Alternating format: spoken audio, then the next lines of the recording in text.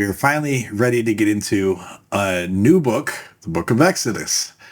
And it won't shock you to find out that, there's lots of good stuff to go through here. This is going to be fun. I can't wait. But before I jump into that really quickly, I do want to mention a quick revelation, I guess, that I had after finishing the last video in Genesis. I've started this series partially because I feel like some of the best evidence against Christianity and Judaism and even theism to some extent itself is in the Bible. The Christian Bible, the Hebrew Bible. I mean, you don't have to go make esoteric theoretical arguments from some ontological atheistic viewpoint. I mean, if you really are wondering why maybe Christianity or Judaism are not cool religions, you can look in their own texts, and some of the things you'll find, assuming that you don't come into it with a pre-brainwashed mindset, but some of the things you find are pretty damning. But I also was thinking to myself that I've read the Bible as a Christian. I've read it as an atheist. So I don't know if this is the third or fourth time, because it starts kind of all mushing together with the times that you read little pieces of it here and there. So this is probably the fourth time that I've read it all the way through. But the funny thing is, to me at this point, you think that I whatever opinion I have about the Bible is already set. Whatever surface knowledge I'm going to gain about the Bible has probably already been acquired. And you wouldn't think that I would personally be getting a lot out of this exercise other than to just create content for my channel.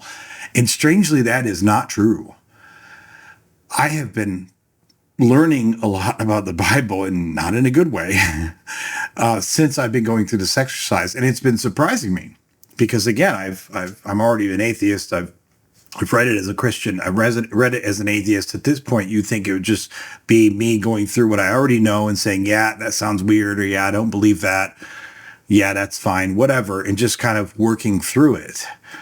And yet I have to admit that there have already been a lot of things that I pulled out of Genesis, many more than I expected, that things that I had never caught before, things that I'd really never considered from a certain perspective. And when I did, it made me go, ooh, wow, that's really gross.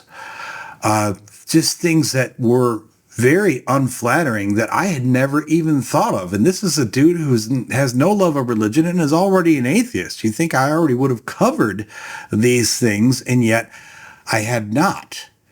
But the revelation that came to me is that, I'm thinking, is it just that I'm reading it again and now these things are magically coming to me? And I don't think it's really that.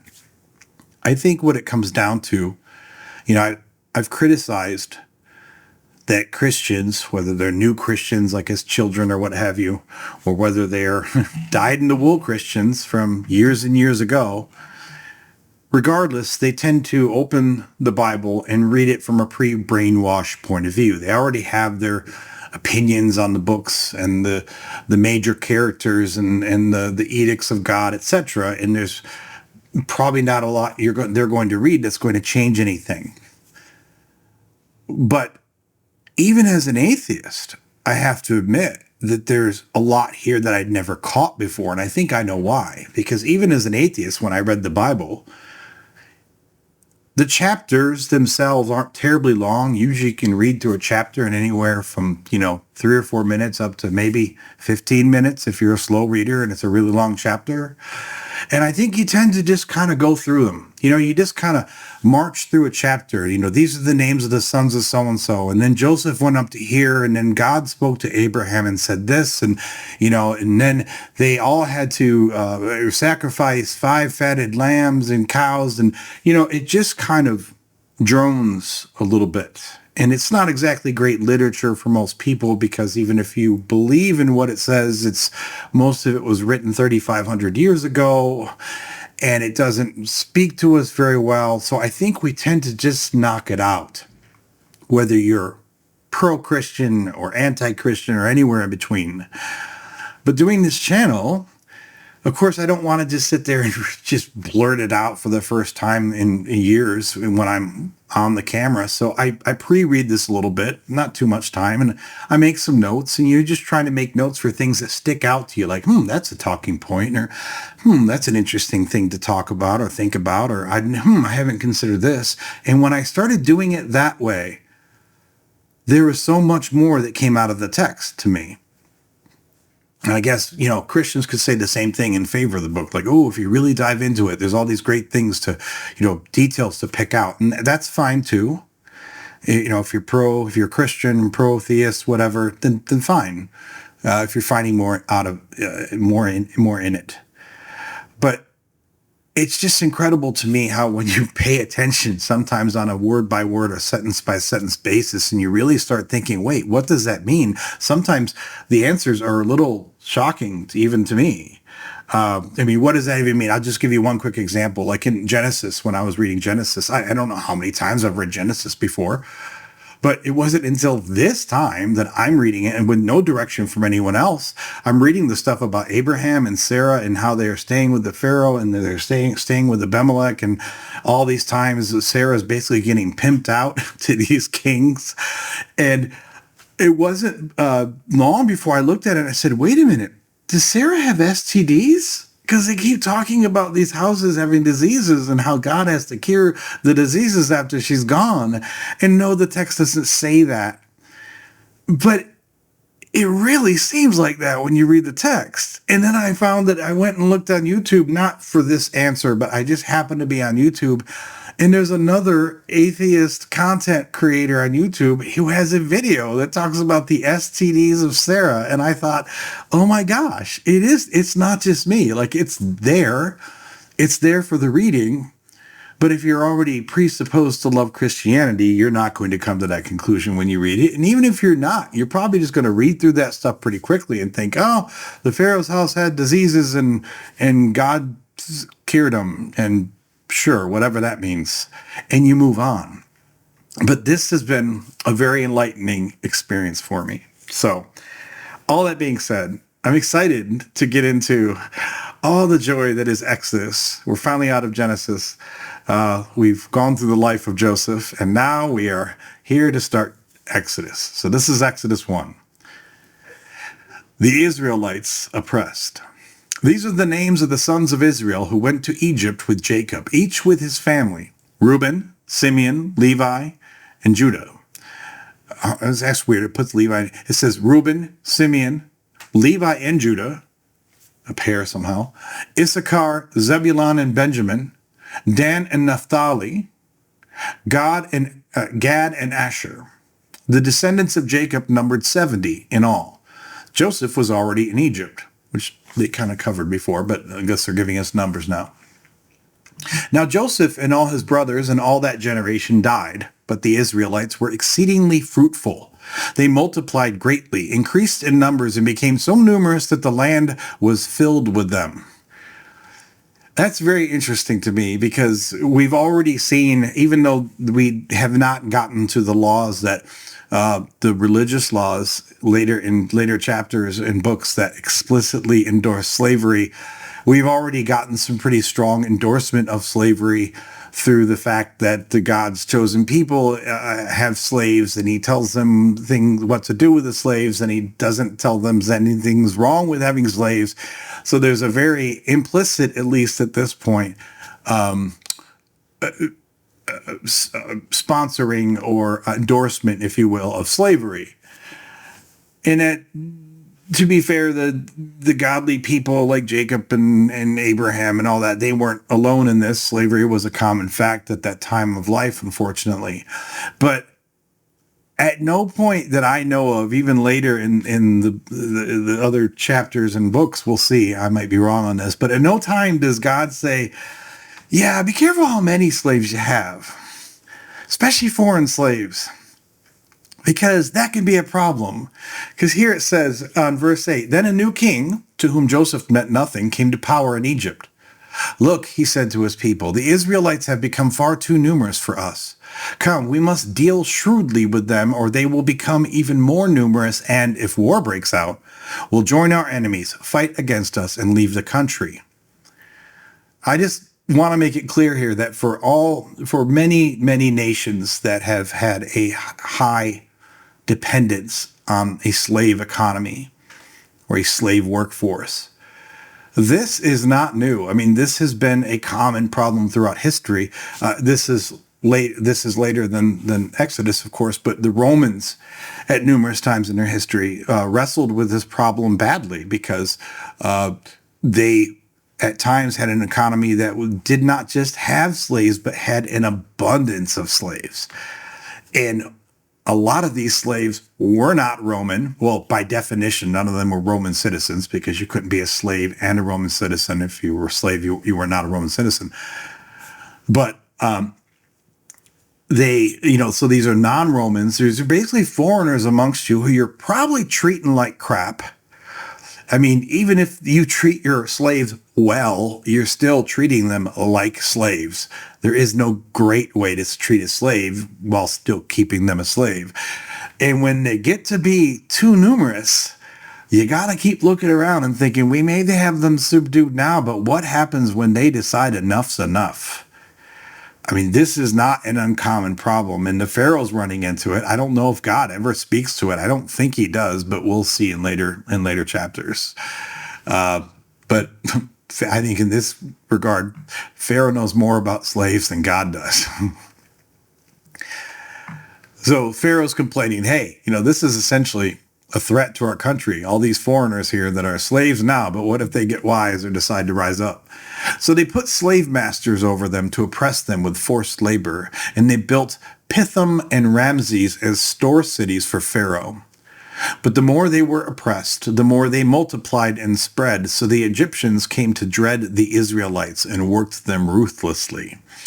They made their lives bitter with harsh labor in brick and mortar and with all kinds of work in the fields. In all their harsh labor, the Egyptians worked them ruthlessly. The king of Egypt said to the Hebrew midwives, whose names were Shiphrah and Puah, when you are helping the Hebrew women during childbirth on the delivery stool, if you see that the baby is a boy, kill him. But if it is a girl, let her live. The midwives, however, feared God and did not do what the king of Egypt had told them to do. They let the boys live. Then the king of Egypt summoned the midwives and asked them, why have you done this? Why have you let the boys live? The midwives answered, Pharaoh, Hebrew women are not like Egyptian women. They are vigorous and give birth before the midwives arrive. So God was kind to the midwives, and the people increased and became even more numerous. And because the midwives feared God, he gave them families of their own. Then Pharaoh gave this order to all his people: every Hebrew boy that is born you must throw into the Nile, but let every girl live.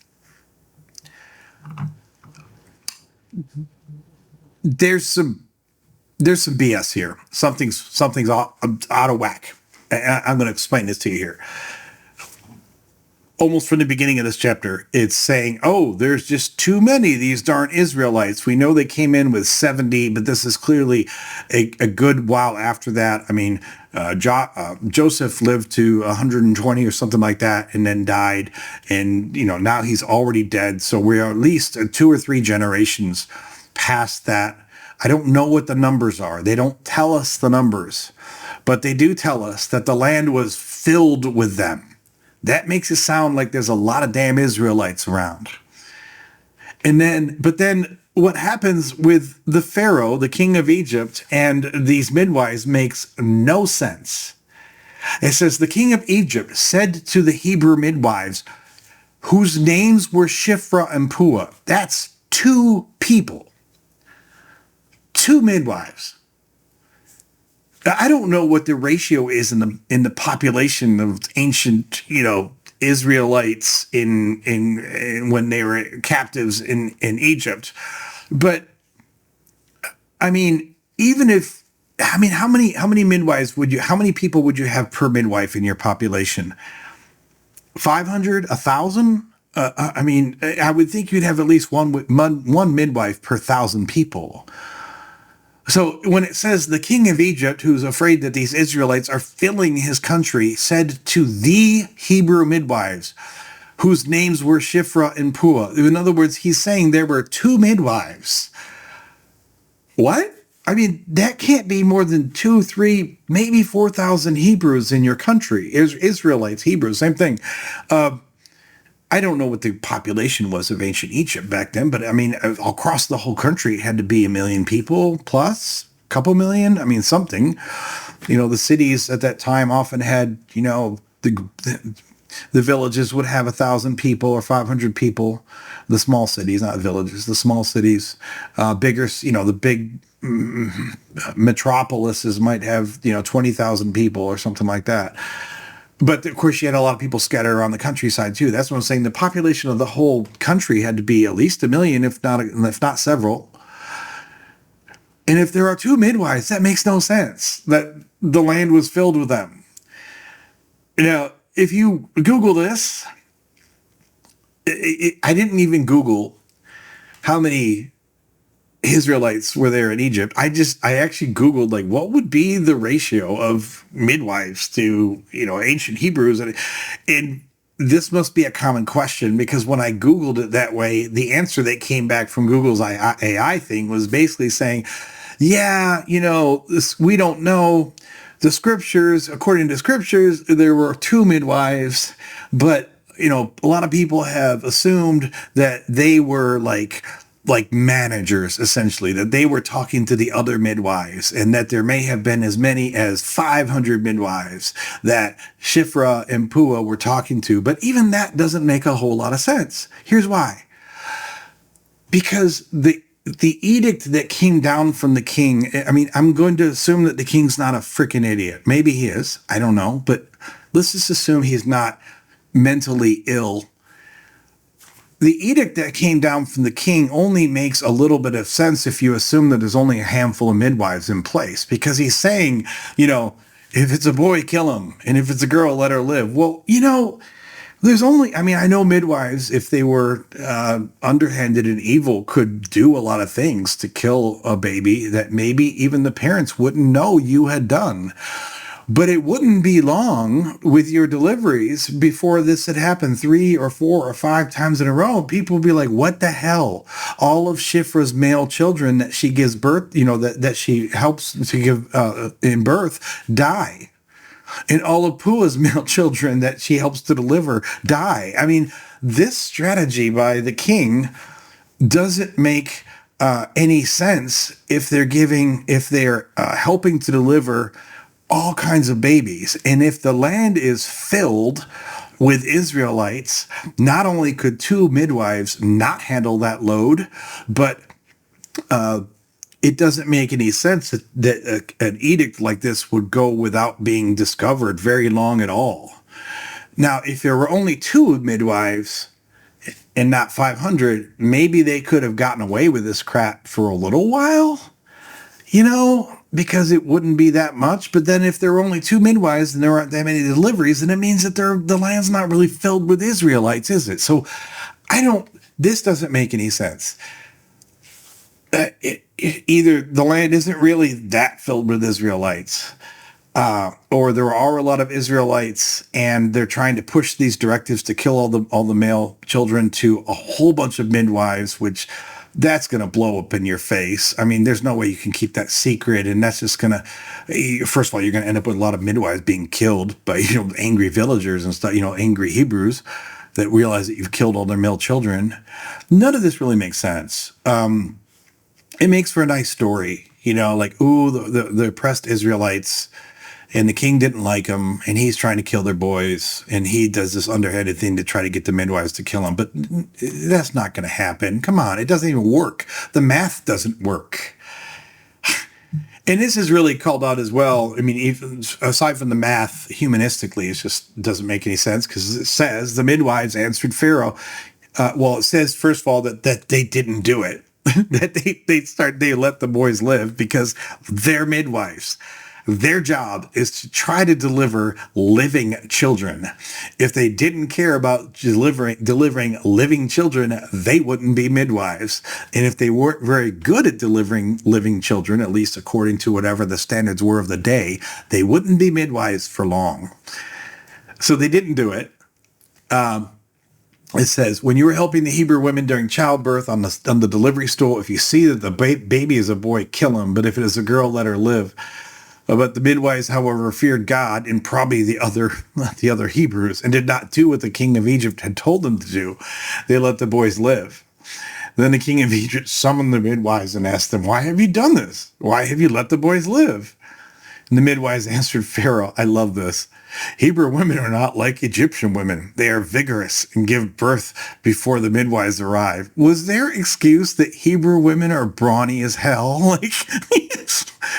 Like, oh, those Hebrew women, they're just squeezing them out, before we can even get there. That makes them sound like their way of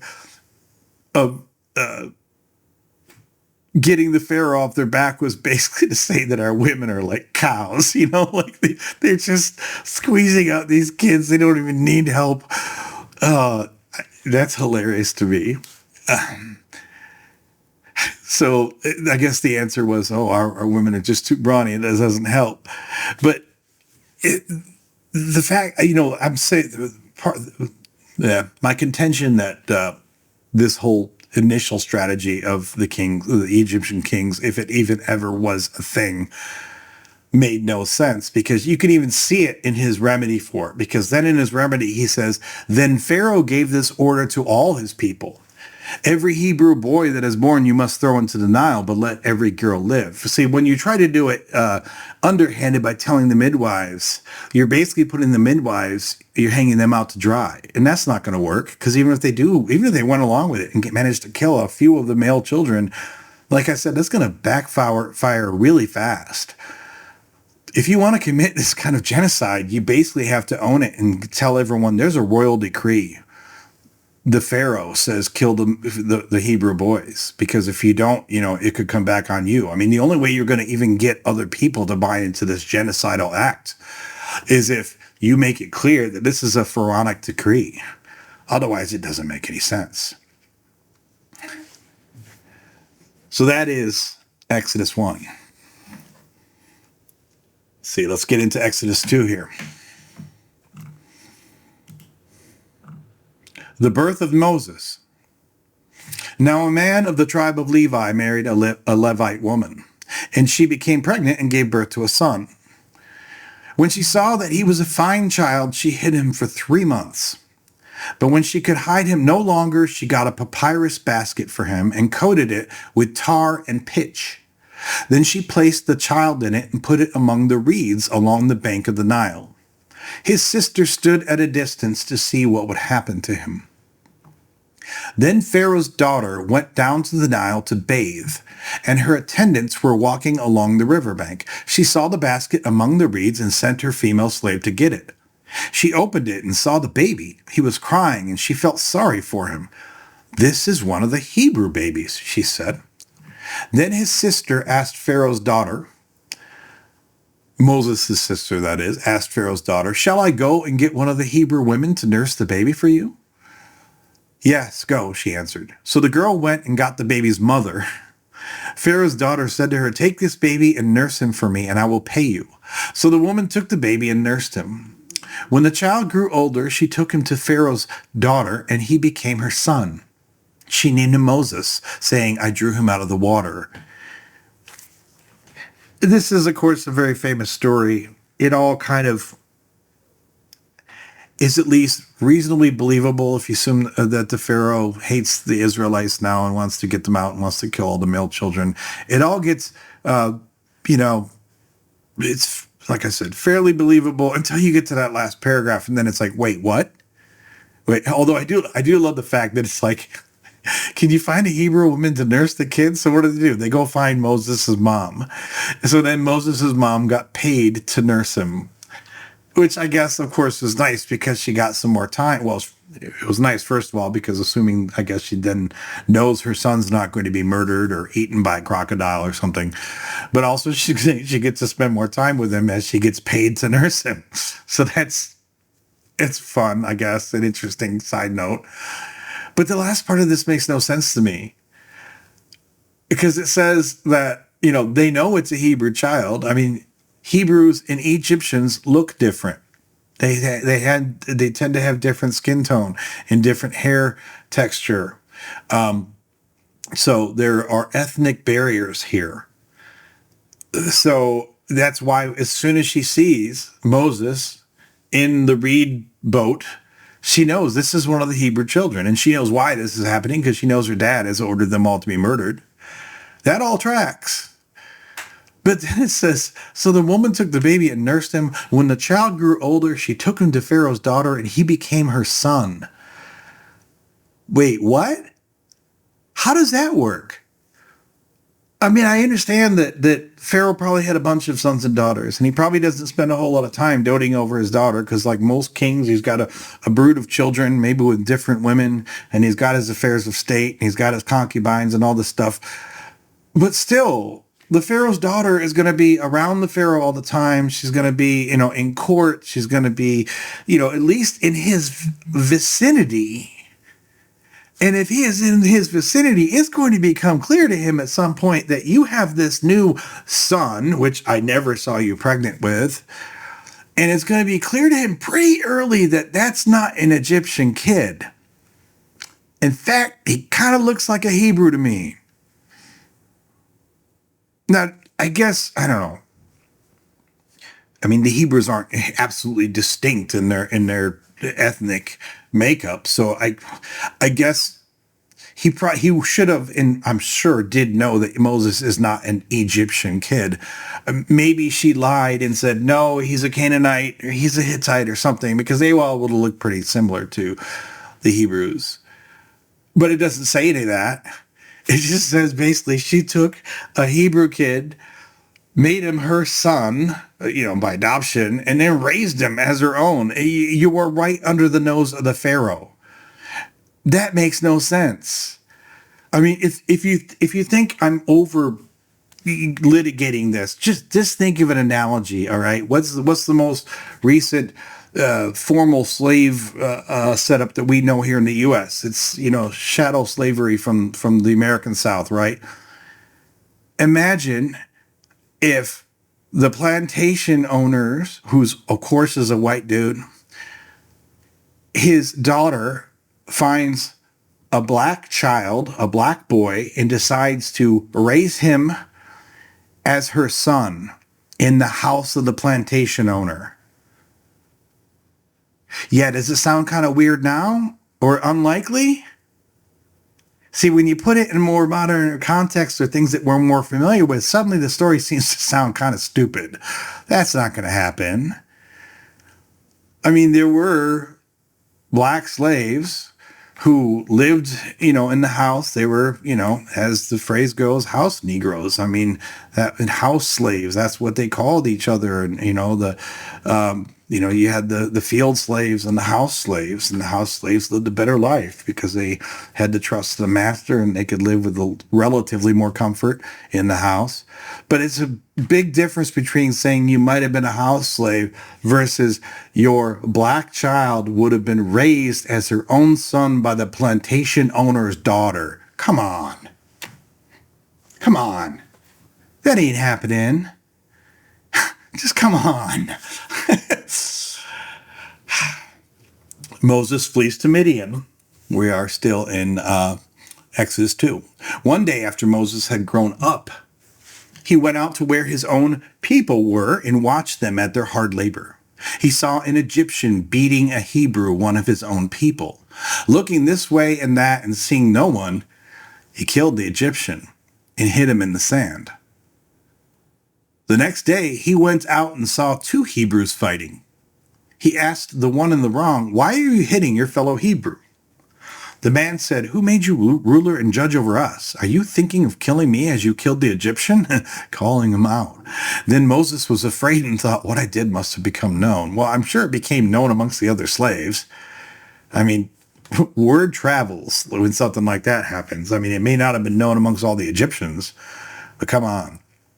When Pharaoh heard of this, he tried to kill Moses. But Moses fled from Pharaoh and went to live in Midian, where he sat down by a well. Now a priest of Midian had 7 daughters, and they came to draw water and fill the troughs to water their father's flock. Some shepherds came along and drove them away, but Moses got up and came to their rescue and watered their flock. couple of things. When Moses heard of this, he tried to kill Moses. When Pharaoh heard of this, he tried to kill Moses, but Moses fled from Pharaoh. Was Pharaoh trying to kill Moses because he heard that Moses has killed an Egyptian? Because I find it hard to believe that that would have been the trigger. Like, Pharaoh seems to hate the Hebrews, the Israelites. That's the same thing. Hebrew, Israelite, same thing. He hates the Israelites. He wants them out of his country. He thinks they're a problem. His daughter has been raising one as her son in Pharaoh's own house. And the first time Pharaoh actually does anything serious about it is when he supposedly hears that Moses killed an Egyptian. What? Okay. And then, Moses flees to Midian. He's by the well, which, by the way, in biblical times, at least according to the Bible itself, the well is Tinder. This is apparently where everyone finds their future wives. This is where they hook up. I mean, how many times already now have we heard these stories about someone going to the well and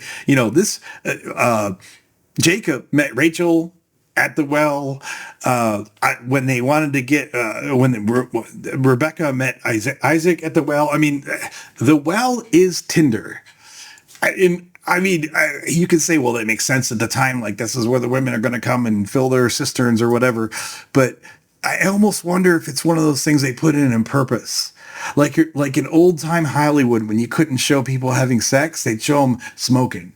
Smoking was Hollywood code for they just had sex. I mean, you can, I'm not making that up. You can literally read about and talk to people who were writers in Hollywood in the 40s and 50s, and they could not actually portray anything sexual. So they would literally at times put in a scene of the two of them smoking a cigarette, and it was absolutely supposed to be this code for they done did it. They did the nasty. I feel like it's the same thing here with Tinder or with the wells. I mean, I'm not implying that Moses met his wife at the well and then boom, they did it right there or something. But I'm saying it's like every time you hear talk of a well, it's like, okay, 2 people are going to be meeting up. There's going to be future stuff happening here. When the girls returned to Reuel, their father, he asked them, "Why have you returned so early today?" They answered, "An Egyptian rescued us from the shepherds. He even drew water for us and watered the flock." Which is funny because, again, he wouldn't have looked like an Egyptian, although he was probably dressed. He had all the attire and the makeup and, that of an Egyptian, so fine. They call him an Egyptian, that's fine. "And where is he?" Reuel asked his daughters. "Why did you leave him? Invite him to have something to eat." Moses agreed to stay with the man, bow chicka wow wow, who gave his daughter, Zipporah, to Moses in marriage. He knew that was coming. Zipporah gave birth to a son, and Moses named him Gershom, saying, "I have become a foreigner in a foreign land." During that long period, the king of Egypt died. Aw, what a nice guy, too. The Israelites groaned in their slavery and cried out, and their cry for help because of their slavery went up to God. I'm picturing like Morse code. God heard their groaning, and he remembered his covenant with Abraham, with Isaac, and with Jacob. So God looked on the Israelites and was concerned about them. Wait a minute. Wait. God just remembered them? The God who got them in the situation in the first place. I mean, we covered this at the end of Genesis. I mean, Joseph was generally speaking a pretty cool dude, but it was The dreams that God apparently gave to Pharaoh that started the whole cycle of the seven, great years followed by the 7 lean years, which then led to Joseph becoming the vizier essentially of the land, which led to the Israelites coming to Egypt. They are there because of God's plan. I mean, I guess, of course, according to the apologists, all of this is God's plan, right? But they are there because of God's plan. They are there because of the specific set of events that had been laid out already in the Bible. And also, yes, this covenant that he had with Abraham and Isaac and Jacob, I mean, that hasn't gone away, but apparently he hears their groaning and he remembers the covenant. Now you remember it. I mean, I'm glad you remembered it eventually. I mean, I don't know how much longer it would have taken if they didn't start groaning. God heard their groaning and he remembered his covenant. Like, until then, was he just like, yeah, they look pretty happy down there getting beaten every day. That makes no sense. I mean, it's fine if you want to believe that God listens to prayer, which I think we already debunked in Genesis. But if you still want to believe that, that's fine. But the idea that we have to pray to God to get him to remember the things that he has already promised to us and our ancestors, sometimes hundreds of years ago or decades ago, that's crap. That's like, having to go to the grocery store every day and show them the terms and conditions before you buy your goods. Like, hey, you can't sell me a rotten apple. It's in the terms and conditions. Like, if you have to remind them every day, then at some point it becomes ridiculous. I mean, especially when it's God. God? Okay. God finally remembered his covenant. I mean, this is a long time ago, but God's already getting a little old in the tooth by human standards. So maybe he's getting a little dementia. Maybe he needs to hear the groaning. Maybe he does need that reminder. I don't know. I did wonder, like, when they did the whole Noah thing and he said, I'm going to put this, the rainbow here as a reminder of the covenant. He didn't say it's a reminder to us. He said it's a reminder to him. Which really makes me wonder, like, how many times has he been ready to wipe out humanity again? And then, oh, crap, there's a rainbow. That's right, I can't do this. Shit, I forgot all about that. Like, the fact that God needs reminders is really disconcerting. But, okay, fine. He finally remembered his covenant. That's really great. That puts a lot of faith in God's covenants, doesn't it? Exodus 3, Moses and the burning bush. Now Moses was tending the flock of Jethro, his hillbilly father-in-law, Jethro, his father-in-law, the priest of Midian, and he led the flock to the far side of the wilderness and came to Horeb, the mountain of God. There the angel of the Lord appeared to him in flames of fire from within a bush. Moses saw that though the bush was on fire, it did not burn up. So Moses thought, I will go over and see this strange sight, why the bush does not burn up. When the Lord saw that he had gone over to look, God called to him from within the bush, Moses, Moses. And Moses said, Here I am. Do not come any closer, God said. Take off your sandals, for the place where you are standing is holy ground.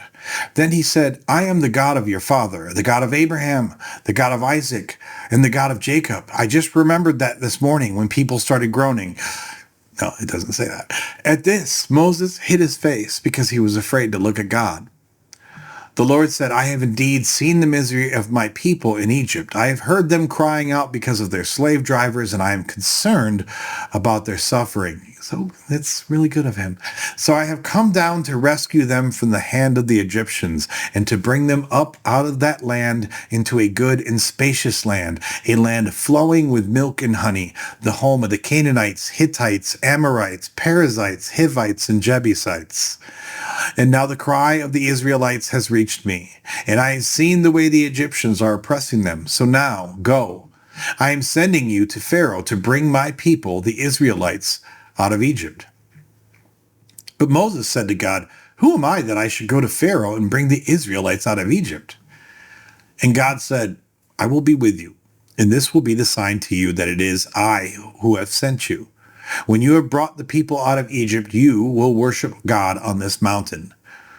Moses said to God, suppose I go to the Israelites and say to them, the God of your fathers has sent me to you, and they ask me, what is his name? Then what shall I tell them?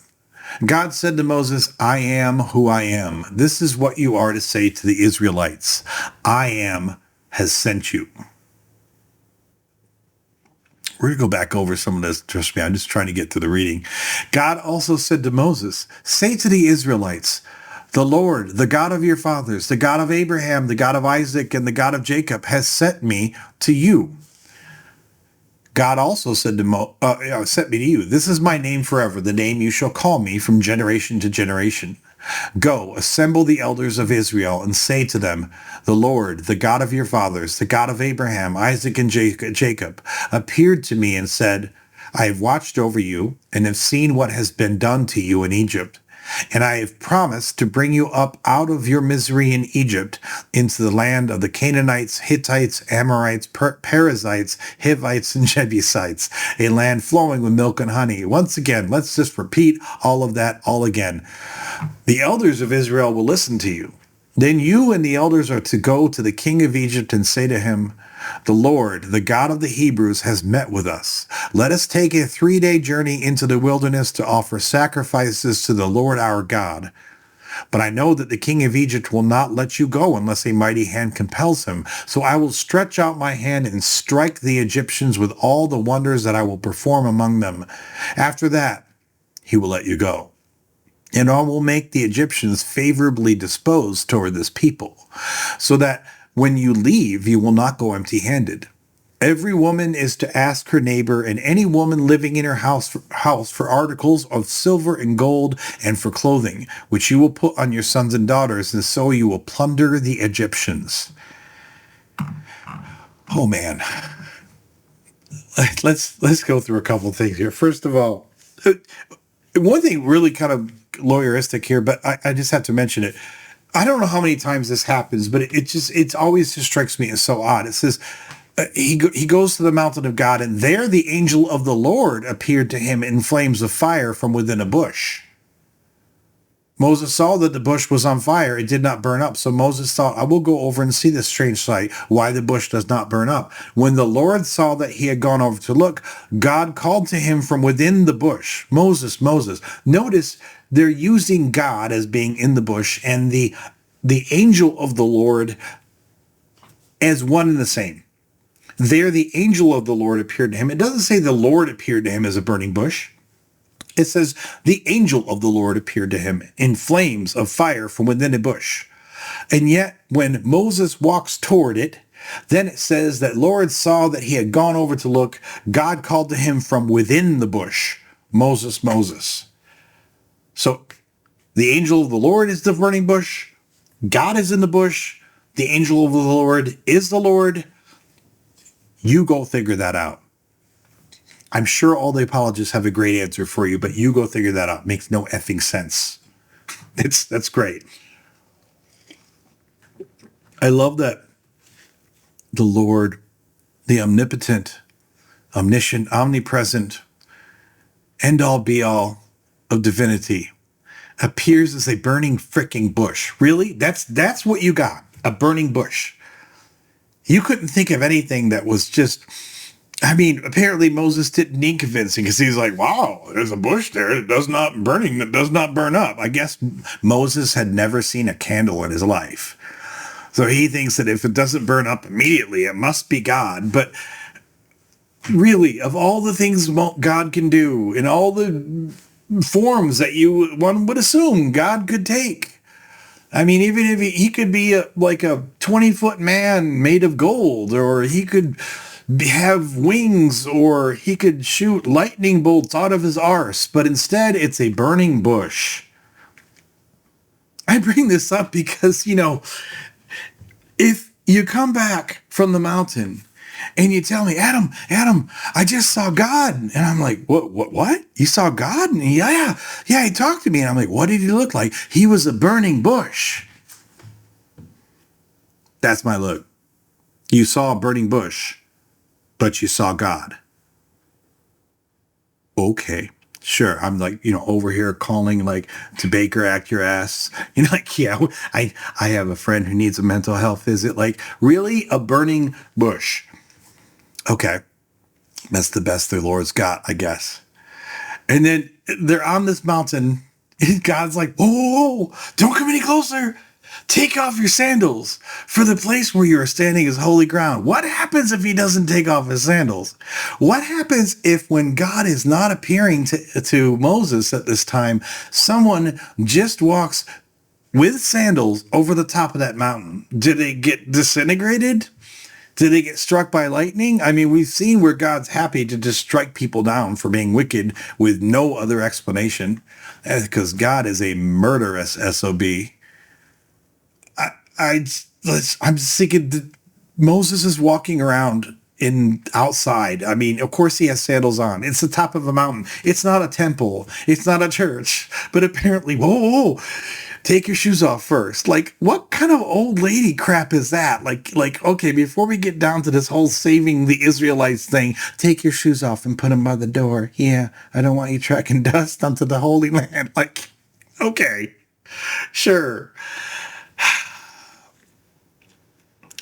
So once again, we hear that God cares just because he just now heard their cries.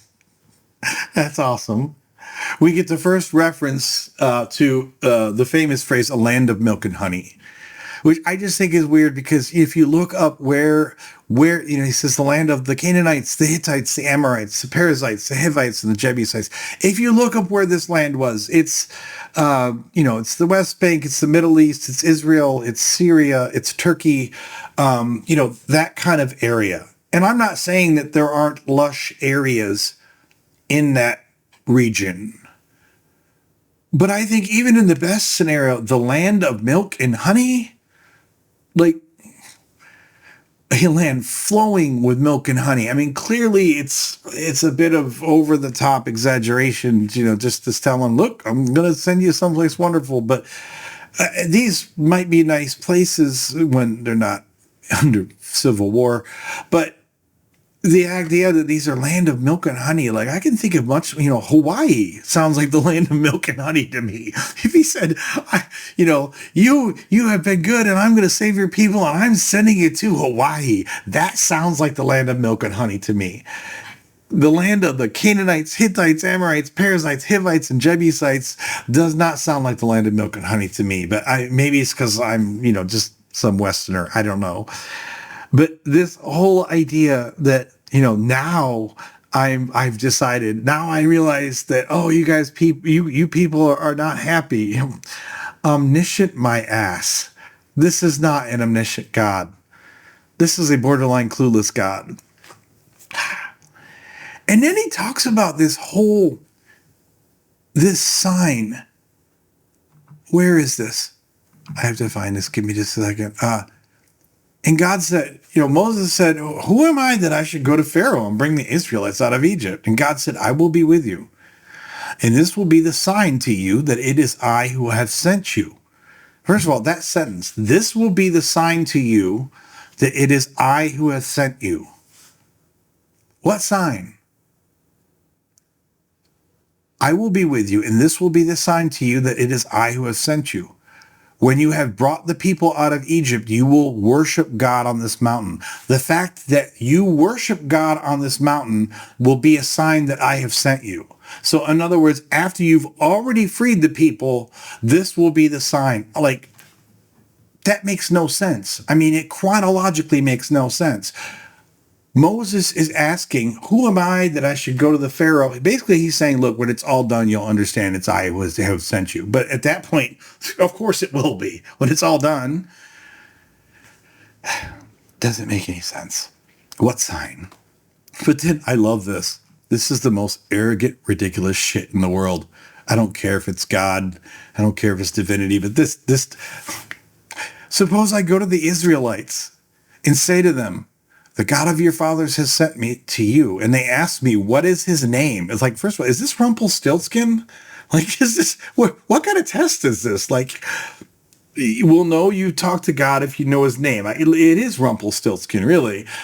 The God of your fathers has sent me to you. And they ask me, what is his name? Then what shall I tell him? God says to Moses, I am who I am, which I guess means he's Popeye.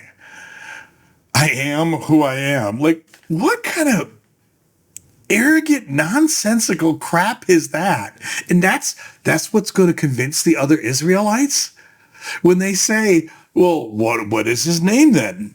And he would tell him, I am what I am. I am has sent me to you. That's going to make the Israelites go, oh, I guess you did talk to God. Like,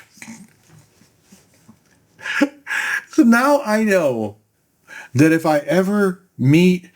I'm talking to a Hebrew person and I want him to convince the rest of his Hebrew friends that he talked to me and I am God, all I have to do is tell him, hey, when you go back and talk to your friends, tell him you talked to I am who I am.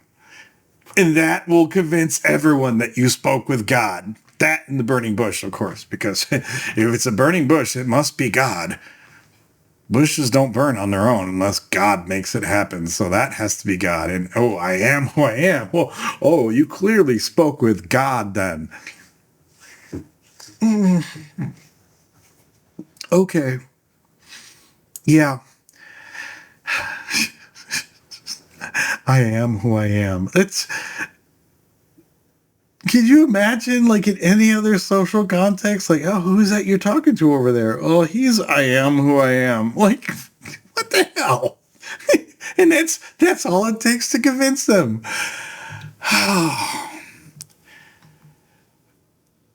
And then God says to Moses, say to the Israelites, the Lord, the God of your fathers, the God of it, he starts this whole thing, has sent me to you. This is my name forever, the name you shall call me from generation to generation. That's going to make him believe, I guess. Because I guess the Hebrews and meaning the Israelites, they're not really big on empirical evidence, are they? I guess none of them have really learned about any of the laws of evidence, and they certainly haven't learned the scientific method. Yeah, all they need is for you to say that I talked to I am who I am. All right. And then he says, he lays out essentially in a really broad strokes what's going to happen. He says, but I know that the king of Egypt will not let you go unless a mighty hand compels him. Couldn't you just compel him anyway? You're God. Why don't you just make the king of Egypt one day wake up and think, I should let the Israelites go. You're God. You can do that. Oh, I don't know. Maybe you could give the Pharaoh a dream, a prophetic dream that could be interpreted by one of your Hebrews who interpret all the dreams like Joseph. Maybe you could give him a prophetic dream that makes it clear to him that he needs to let the Israelites go, because we already have evidence that the Pharaohs have a lot of respect for these dreams. You could do that, couldn't you? I mean, couldn't you do anything rather than go through this whole rigmarole? And it gets worse. It gets worse in the next chapter, which we're going to cover here in the next video, where he basically lays out this whole process where instead of just making things happen, because he's God, no, he has to lay out this whole, what's the name I'm looking for? The crazy convoluted machines that do a simple thing with like 10,000, or a Rube Goldberg machine, instead of just saying, hey, let's just put a switch. And when you flip the switch, this is what happens.